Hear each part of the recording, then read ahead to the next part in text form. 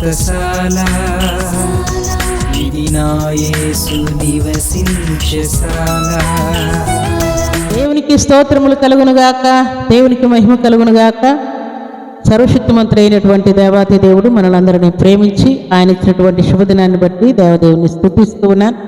మీ అందరికీ శుభములు వందనములు తెలియజేస్తున్నాను. ప్రియులారా, శుభదినాన స్త్రీలమైన మనందరికీ సర్వాధికారి ఇచ్చినటువంటి శ్రేష్టమైన వాక్ను చదువుకుందాం.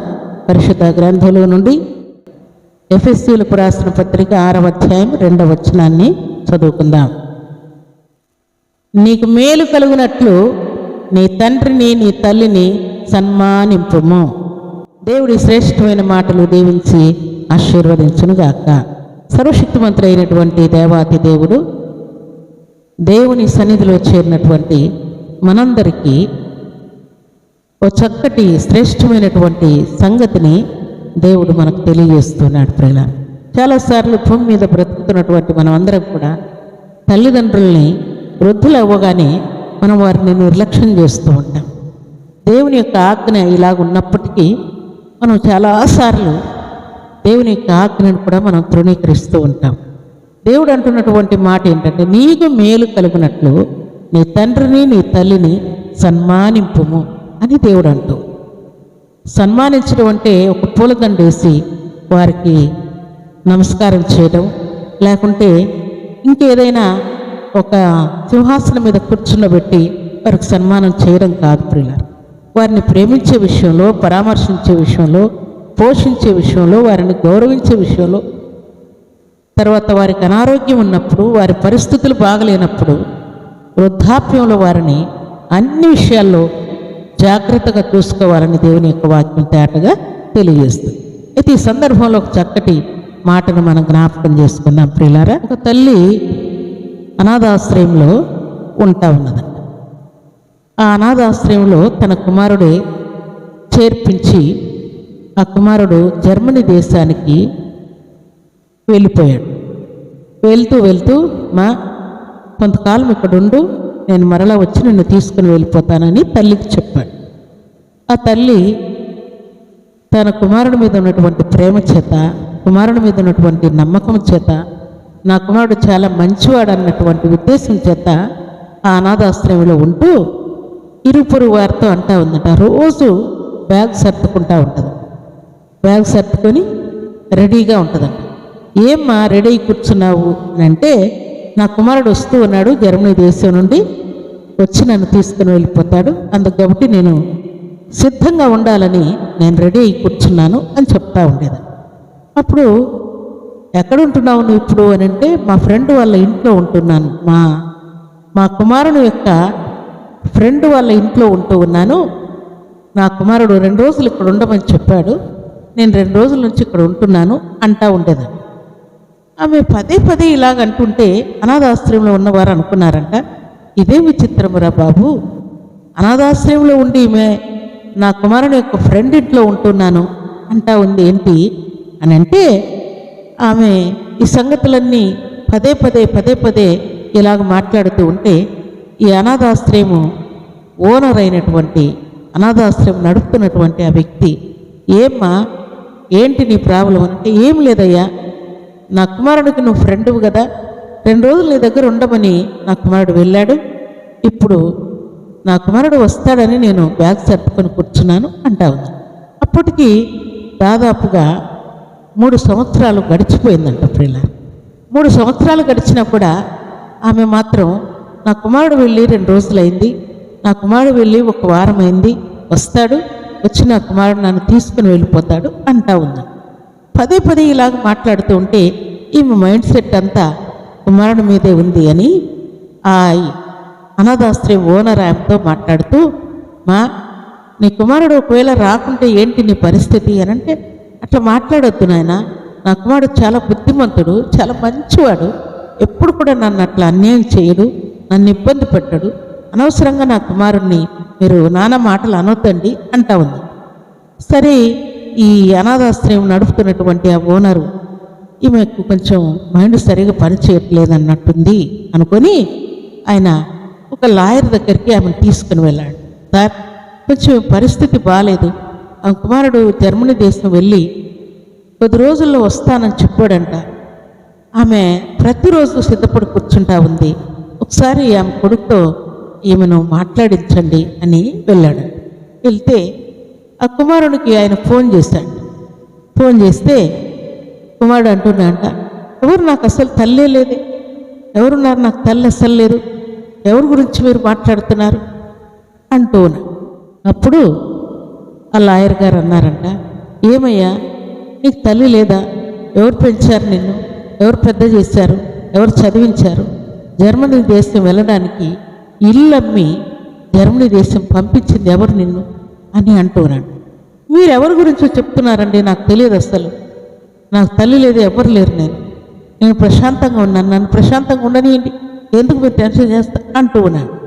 ఇలాగ ఆయన పదే పదే అంటూ ఉంటే ఈయన సీరియస్ అయిపోయి లాయరు, బుద్ధి ఉందా కొంచెమైనా నీకు, చదువుకున్నావు, నిన్ను నీ తండ్రి చనిపోతే నీ తల్లి ఎంత కష్టపడి పెంచింది నీకు గుర్తులేదా, ఆమె ఎంత కూలి పని చేసింది నీకు గుర్తులేదా, వృద్ధాప్యంలో నా కొడుకు నాకు తోడుగా ఉంటాడని నిన్ను ఎంత ప్రేమించింది, ఉన్న వెండి బంగారాలు ఆస్తులు ఇల్లు పొలాలు స్థలాలన్నీ అమ్మి నిన్ను జర్మనీ దేశం పంపించిందే నీ తల్లి, నీకు నీ తల్లి ఉన్న సంగతి కూడా నీకు తెలియదా, నీ తల్లిని ఎక్కడ వదిలి వెళ్ళానన్న సంగతి కూడా నీకు తెలియదా, ఏమి తెలియదు సార్, నాకు అస్సలు ఎవ్వరు లేరు, నేను జర్మనీ దేశంలో నేను ప్రశాంతంగా ఉన్నాను అని పదే పదే ఇదే మాట చెప్తూ ఉన్నాడు ప్రియుల. అప్పుడు ఆయన చాలా విషయాలు మాట్లాడి, లాయర్ గారు, చదువు లేని వారు, మొరటువారు, అజ్ఞానులు, అవివేకులు, అమాయకులు ఎంతోమంది తల్లిదండ్రులను ఎంతో ప్రేమతో చూసుకుంటూ ఉన్నారు. అయితే నువ్వు ఇన్ని తెలిసి ఇన్ని భరించి కూడా నాకు తల్లి లేదంటున్నావు. అయితే నీ తల్లి ఇప్పుడు అనాథాశ్రయంలో పిచ్చిదైపోయి పిచ్చిదానిలాగా రోజు బ్యాగ్ సర్దుకొని ఉంటా ఉన్నది. నేను అనాథాశ్రయంలో ఉన్నానని కూడా అనుకోకుండా, ఆ తప్పు కూడా నీ మీద మోపకుండా, నేను నా కుమారుని యొక్క ఫ్రెండ్ ఇంట్లో ఉన్నాను, నా కుమారుడు వస్తాడు నన్ను తీసుకుని వెళ్ళిపోతాడు అని చెప్పుకుంటా ఉంది. ఇక నువ్వు కంప్లీట్గా రావని తెలిస్తే ఆమె ఏమైపోతుందో కూడా తెలియదు అని చాలా విషయాలు లాయర్ గారు ఆయనతో మాట్లాడంట, కుమారునితో ప్రియులారు. ఇలాగ మాట్లాడిన తర్వాత ఆ కుమారునికి కొంచెం గ్రహింపు వచ్చి, ఒకసారి నువ్వు గుండెల మీద చేసుకొని చెప్పు, నాకు తల్లి లేదని చెప్పు అని ఆయన గద్దించేసరికి ఆయన గద్దించబడినవాడై, సార్ తప్పైపోయింది, నా కళ్ళు తెరిపించారు, నిశ్చయముగా నాకు తల్లి ఉంది, నా తండ్రి చనిపోయాడు, ఎంతో కష్టపడి నా తల్లి నన్ను పెంచింది, పోషించింది, పెద్ద చేసింది, జర్మనీ దేశానికి నన్ను పంపించింది, వాస్తవమే సార్ అని అన్నిటితో తప్పు ఒప్పుకున్నాడు ప్రియుల. అయితే లాయర్ గారు బాగా గద్దించి బుద్ధి చెప్పిన తర్వాత సంతోషంగా ఆయన ఒప్పుకొని, మరి ఇప్పుడు ఏం చేస్తావు, మీ అమ్మని ఏం చేస్తావు, ఒకసారి మాట్లాడతావా ఆమెతో అని లాయర్ అంటే ఈయన అంటూ ఉన్నాయంట, నిశ్చయముగా మాట్లాడతాను సార్, మా అమ్మతో మాట్లాడతాను నేను అని తల్లితో మాట్లాడించారు.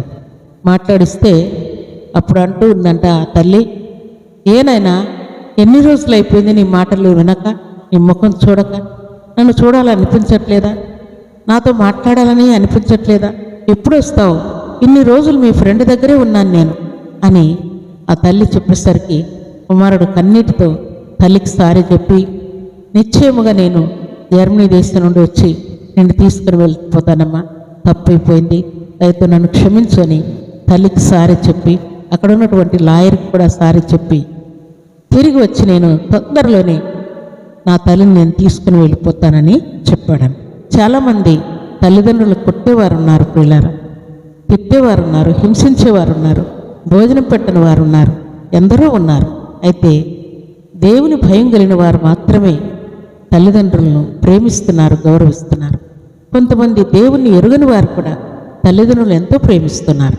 అయితే దేవుని సన్నిధిలో చేరిన మనం అందరం కూడా జ్ఞాపకం చేసుకోవాల్సిన సర్వసత్యం ఏంటంటే, నిజముగా తల్లిని అనాథాశ్రయంలో వదిలేసి ఫ్రెండ్ దగ్గర ఉంటున్నావని ఎలాగున ఆమె అపోహలో పడిపోయిందో అలాంటి పరిస్థితులు మనం చేసేవారంగా ఉండకూడదు ప్రియులారా. నీ తల్లిని తండ్రిని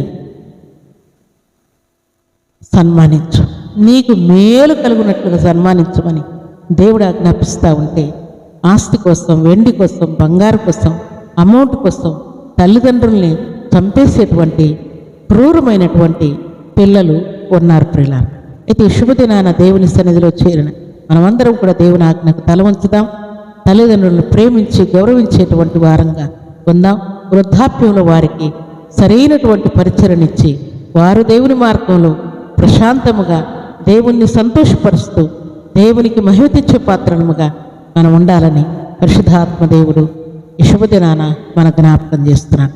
స్త్రీలమైన మనం అందరం కూడా కుమార్తెలుగా ఉన్నా, భార్యలుగా ఉన్నా, కోడళ్ళుగా ఉన్నా, అమ్మలుగా ఉన్నా, అత్తలుగా ఉన్నా కూడా మన బాధ్యతను మనం మర్చిపోయే వారంగా ఉండకుండా దైవ చిత్తానికి తల వంచే వారంగా, వృద్ధులను మన తల్లిదండ్రులే కాదు వృద్ధులు ఎవరైనా సరే వారిని పరామర్శించే వారంగా మనం ఉండాలని పరిశుద్ధాత్మ దేవుడు కోరుకుంటూ ఉన్నాడు.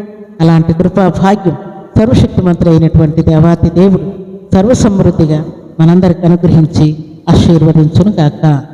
ఆమేన్. ప్రార్థన చేసుకున్నాం. భూమి ఆకాశములను కలుగ చేసిన మా తండ్రి, ఈ శుభదినాన స్త్రీలమైన మనందరిని మీరు జ్ఞాపకం చేసుకొని నా తను మీరు ఇచ్చిన లేఖన భాగం బట్టి కీర్తిస్తున్నాను. మీరు ఇచ్చిన మాట ప్రకారం నీకు మేలు కలిగినట్లు నీ తల్లిని తనని సన్మానించమని ఆజ్ఞాపించారు. వృద్ధాప్యంలో తల్లిదండ్రులను ప్రేమించటకు, పరామర్శించటకు, ఆదరించటకు కృపనిస్తూ మేలు చేయమని ప్రార్థిస్తున్నాను. అలాగే తండ్రి, మీరు ఇచ్చిన లేఖన భాగం ప్రకారం మీ సన్నిధిలో చేరిన బిడ్డలందరూ కూడా మేము కూడా ఒకానొక దినాన వృద్ధులం అవుతామన్న తండ్రి లెక్కను వారు చూసుకున్నట్టు తండ్రి, మీరు ఏ కొలతో కొలవబడదురో అదే కొలత మీకును కొలవబడనని మీరు సెలవిచ్చారు. మీరు దేన్ని ఏ కొలతతో మీరు కొలుస్తారో అదే కొలత మీకు కొలవబడినన్న మాట మా జీవితంలో నెరవేర్చబడుతుందని భయం కలిగి బ్రతుకుబిడ్డను మీరు ఆయత్తపరుస్తూ మహిమ పొందమని ప్రార్థిస్తూ మీ సన్నిధిలో చేరిన మీ బిడ్డలందరినీ మీ కృపగల హస్తములకు అప్పగించుకుంటూ మీరే మహిమ, ఘనత, ప్రభావం పొందమని దీవించమని యేసుక్రీస్తు పరిశుద్ధమైన నామములో స్తుతించి ప్రార్థించని వేడుకుంటున్నాము తండ్రి. ఆమేన్.